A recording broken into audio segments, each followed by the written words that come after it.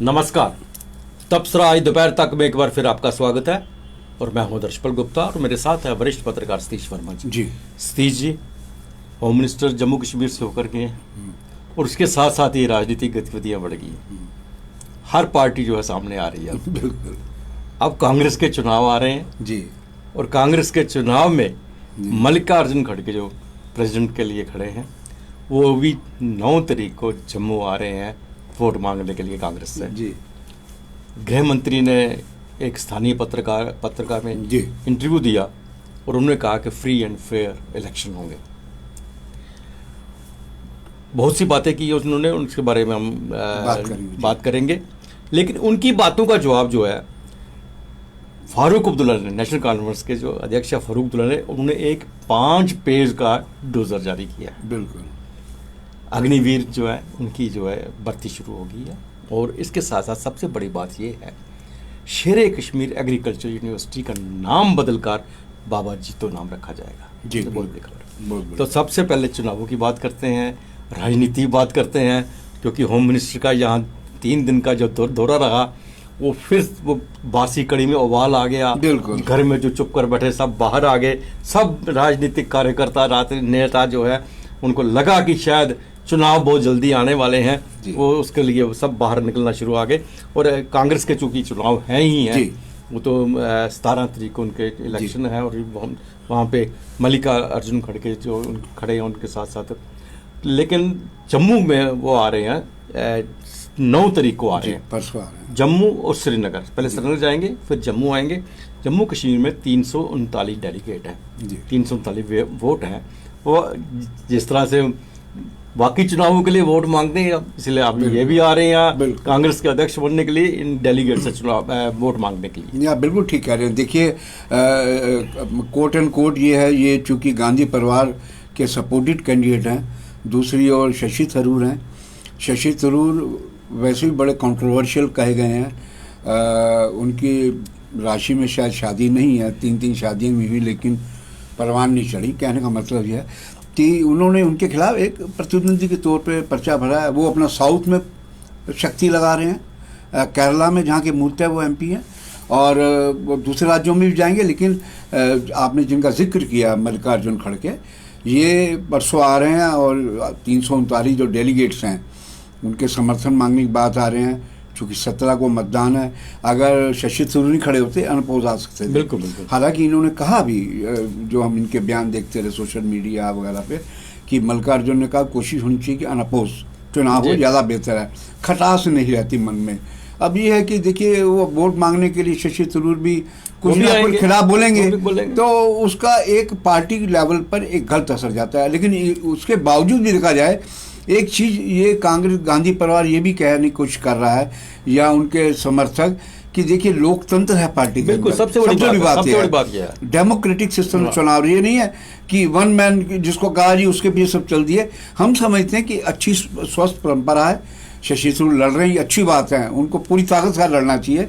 और 339 डेलीगेट हमारे जम्मू कश्मीर के हैं, वो वोट मांगने आ रहे हैं। 17 को चुनाव, 19 को रिजल्ट आ जाना है। लेकिन उम्मीद यही जताई जा रही है, जो सियासी हलकों में दिल्ली की बात करें वो यही मान रहे हैं कि मल्लिकार्जुन खड़गे ये सबसे आगे हैं और इनके जीतने की संभावना ये। कांग्रेस ने एक बहुत बड़ा मास्टर स्ट्रोक खेला मैं समझता हूँ, चूँकि पहले उनकी कोशिश है अशोक गहलोत को लाने की। अशोक गहलोत बेसिकली वो OBC से आते हैं और मल्लिकार्जुन दलित हैं। बाबू जगजीवन राम के बाद कांग्रेस का ये दूसरे राष्ट्रीय अध्यक्ष बनेंगे जो कि इस समुदाय से आएंगे। और आप समझ सकते हैं कि दक्षिण के अंदर, खासतौर से दक्षिण की बात इसलिए कर रहे हैं कि दक्षिण में कुछ राज्य ऐसे हैं जहाँ दलितों का बोलबाला वर्चस्व है।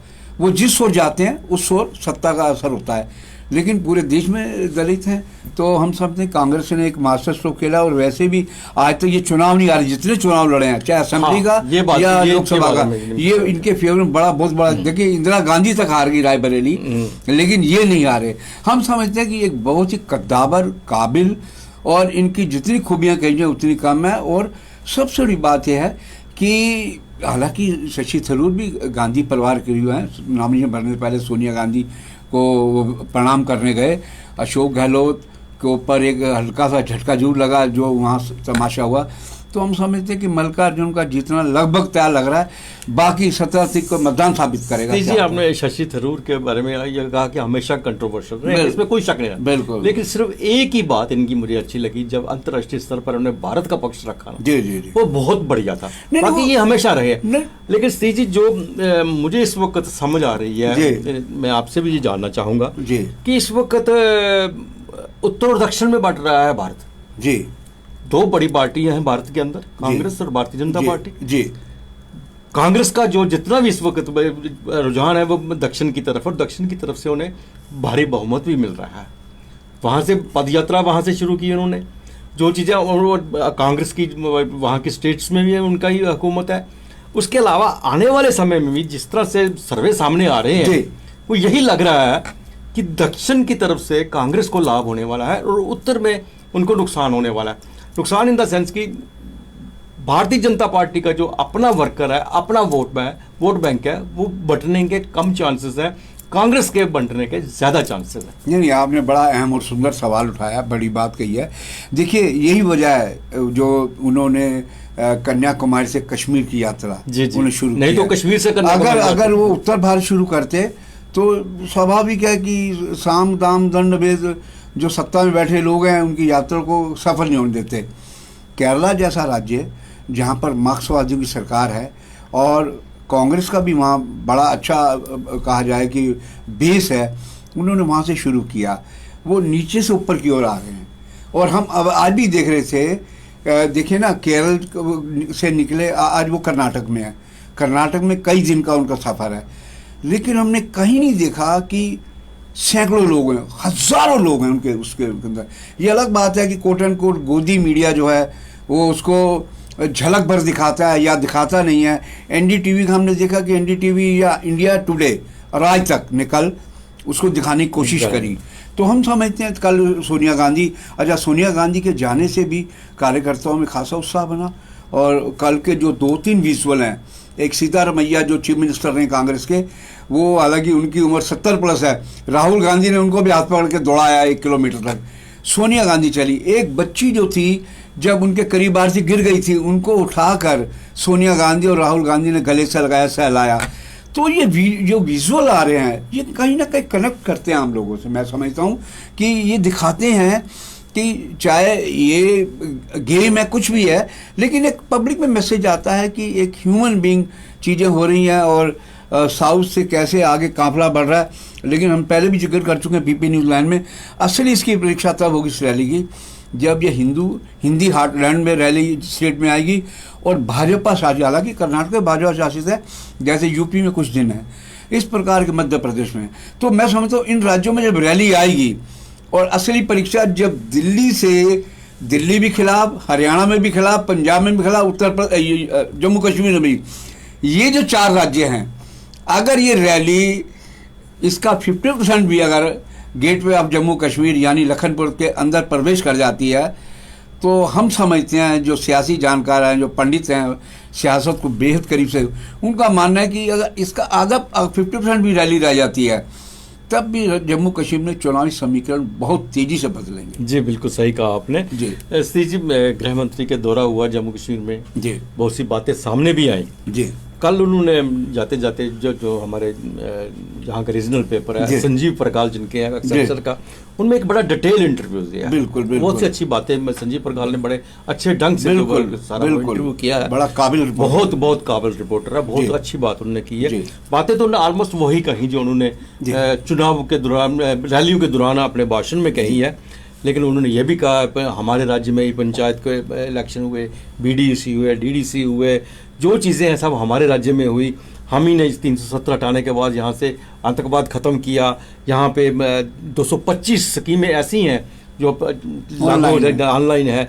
56,000 करोड़ रुपए का निवेश बाहर से आया है। अगर हमारे पास जमीन होती तो 1 लाख रुपए से अधिक काफी निवेश सामने आता। ये बहुत सी बातें उन्होंने इस इंटरव्यू में कही है। बिल्कुल बिल्कुल। देखिए, हम ये जरूर कहेंगे कि अगर हम स्टेट्स की बात करें तो हमारे लिए एक मायने में फख्र की बात है कि हमारी स्टेट के एक ऐसे अखबार को इंटरव्यू दिया गृह मंत्री जी ने डेली एक्सल्सर, उसमें साफ साफ दिखाई दे रहे हैं। संजीव परगाल तो ब्यूरो चीफ ही हैं, उनकी रिपोर्टें अक्सर हम पीपी न्यूजीलैंड पे जिक्र भी करते हैं, स्कूप होते हैं, बढ़िया लिखते हैं। उसके अलावा नीरज रोमित्रा जो उसके प्रबंध संपादक है वो भी बैठे हुए हैं, उपराज्यपाल मनोज सिन्हा बैठे हैं अमित शाह के साथ। उनके जो सवाल आते वो सवाल वास्तव में लगते थे कि उसका जवाब आना चाहिए।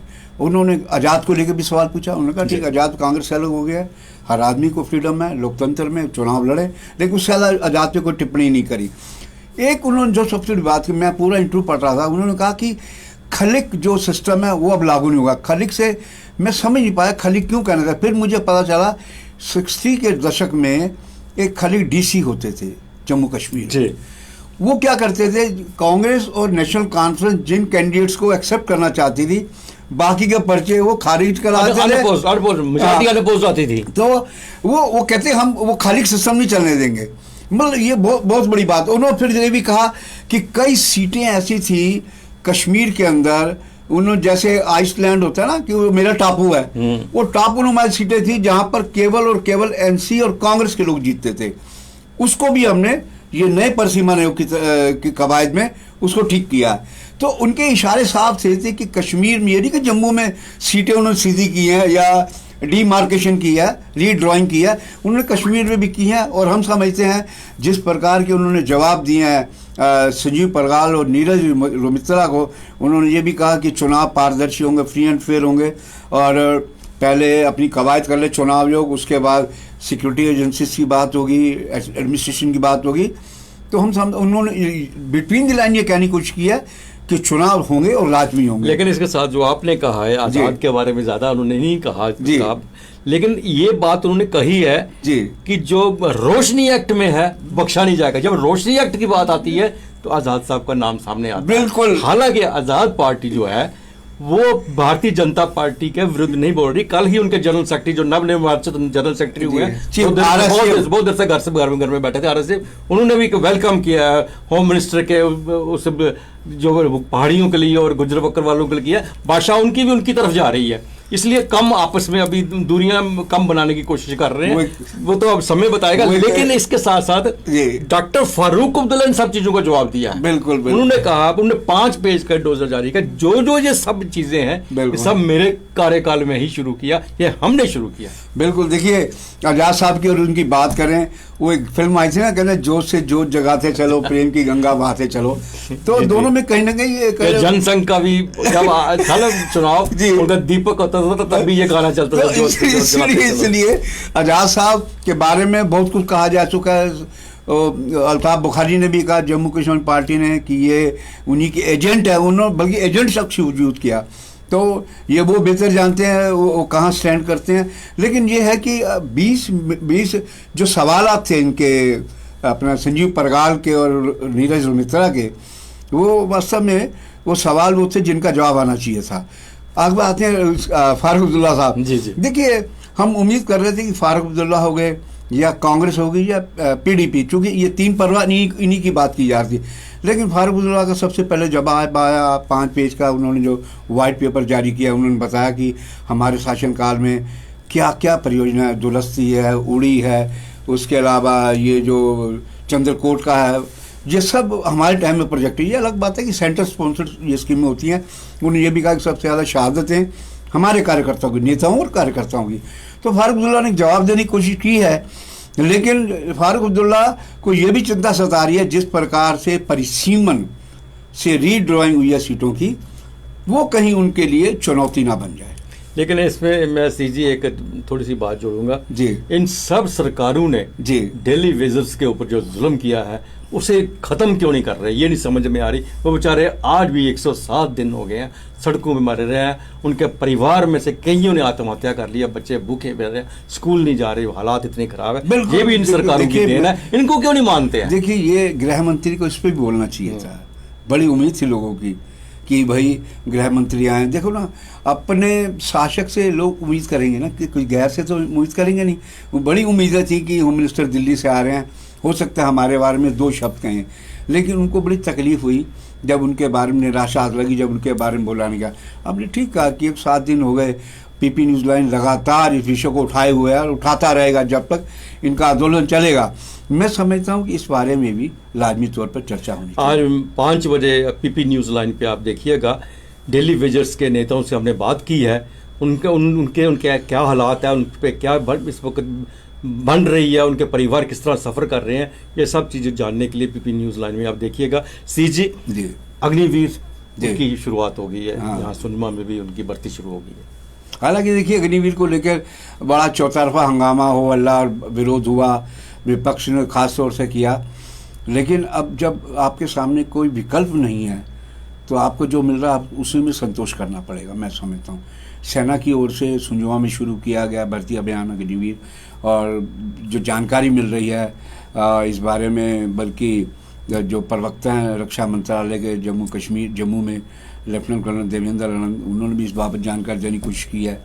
सांबा से बड़े युवा आ रहे हैं, जोशीले जो भर्ती हो रहे हैं, तो मैं समझता हूँ देखिए अब आपके पास कोई ऑप्शन जब नहीं होता वो फिर इनके पास जोश है आर्मी में जाने का, उनको मौका मिलेगा तो इस तरह से नहीं जाएंगे, इस तरफ जाएंगे, हो सकता है हम आगे रेगुलर हो जाए, क्योंकि इनमें जज्बा है। देखिए 3 राज्य ऐसे हैं मोटे तौर पर, अगर हम इधर की बात करें, हरियाणा, पंजाब और जम्मू कश्मीर, यहाँ का जो जिनकी जो पृष्ठभूमि है, या तो किसान है तो उनके घर से बच्चे फौज में जाते हैं, बीएसएफ में जाते हैं, सीआरपीएफ में जाते हैं। अगर हम दिल्ली पार करेंगे, उत्तर प्रदेश, बिहार, बंगाल, उड़ीसा या दूसरे राज्य हैं, तो मैं समझता हूँ यहाँ के जो सांबा जो डिस्ट्रिक्ट है ख़ास तौर से, यहाँ से बड़े जुझारू किस्म के युवा फौज में जाने के लिए उतावले रहते हैं। तो हम समझते हैं चलिए जैसा भी है, जिस रूप में भी है, लेकिन यह है कि रुझान आ रहा है और हम समझेंगे ये अच्छी बात है कि युवा चाहे अग्निवीर में जो भी इनका सिस्टम है उसमें भर्ती के लिए रुचि दिखाएं। सी जी, एक शेर कश्मीर जो एग्रीकल्चर यूनिवर्सिटी है आरसपुरा में है, इसका नाम बदलने की जो है आवाज़ उठी है बाबा जीतो के नाम से करके। बाबा जीतो एक बहुत बड़े किसान थे, उनका जिस तरह से हत्या हुई, सब स्टोरी सबको पता है। अब ये सामने आया और हो सकता है बहुत जल्दी ही इसका नाम बाबा जीतो यूनिवर्सिटी पड़ जाए। बिल्कुल, देखिए बाबा जीतो, देखिए हालांकि हम ये कहते हैं कि किसानों के आंदोलन को लेकर चौधरी चरण सिंह का नाम लेते हैं, टकैत का नाम लेते हैं और तमाम नेताओं का नाम, सर छोटू राम का भी नाम लेते हैं, लेकिन बाबा जीतो ने जिस प्रकार जागीरदारी के खिलाफ, वही जागीरदारी के खिलाफ, ये बाद में उसी रूप में ये देवता के रूप में स्थापित हुए, मतलब जागीरदारी के खिलाफ लड़ना, और उस दौर में आप आदमी सोच भी नहीं सकता था। आज तो कम से कम समाज में हर तरह की बातें होती हैं, वो दौर तो ऐसा था कि अगर आपकी जुबान में इनकी जुबान काट दी। बाबा जीतो वो रेवोल्यूशनरी लीडरशिप दिखाई उन्होंने, और डिस्ट्रिक्ट रियासी में इनका जन्म हुआ। और हम समझते हैं जिस पर आज कविंदर गुप्ता का भी हम सुन रहे थे, एक्स डिप्टी से, वो कह रहे कि बाबा जीतो के नाम से बहुत जल्द इसका नाम रखा जाएगा शेर कश्मीर एग्रीकल्चर यूनिवर्सिटी। तो हम समझते हैं ये हमारे लिए बड़ी मुबारक की बात। जिस दिन में राजा हरि सिंह की छुट्टी हुई तो उसके भी वक्त जोरावर सिंह जो टीम जम्मू के हैं उन्होंने भी ये आवाज़ उठाई थी। हम कह रहे हैं ये बड़ी मुबारक की बात है। देखिए ये हमारे प्रेरणादायक हैं, ये हमारा विरसा है, और मैं समझता हूँ इनकी जब हम हिस्ट्री पढ़ते हैं तो एक जोश भरता है कि हाँ अन्याय के खिलाफ लड़ाई लड़नी चाहिए। और बाबा जी तो जीवन भर किसानी के लिए, हकों के लिए लड़ते रहे और बाद में उनका कत्ल हो गया, हम उनको शहीद कहेंगे। तो ये अच्छी बात है, स्वागत योग्य। पीपी न्यूज़ लाइन इसका तय दिल से स्वागत करता है कि जल्द से जल्द ये भी अलार्म हो जाना चाहिए। बिल्कुल सही कहा आपने। तो ये था तबसरा दोपहर तक का। बाकी खबरों के लिए आप देखते रहें पीपी न्यूज़ लाइन। नमस्कार।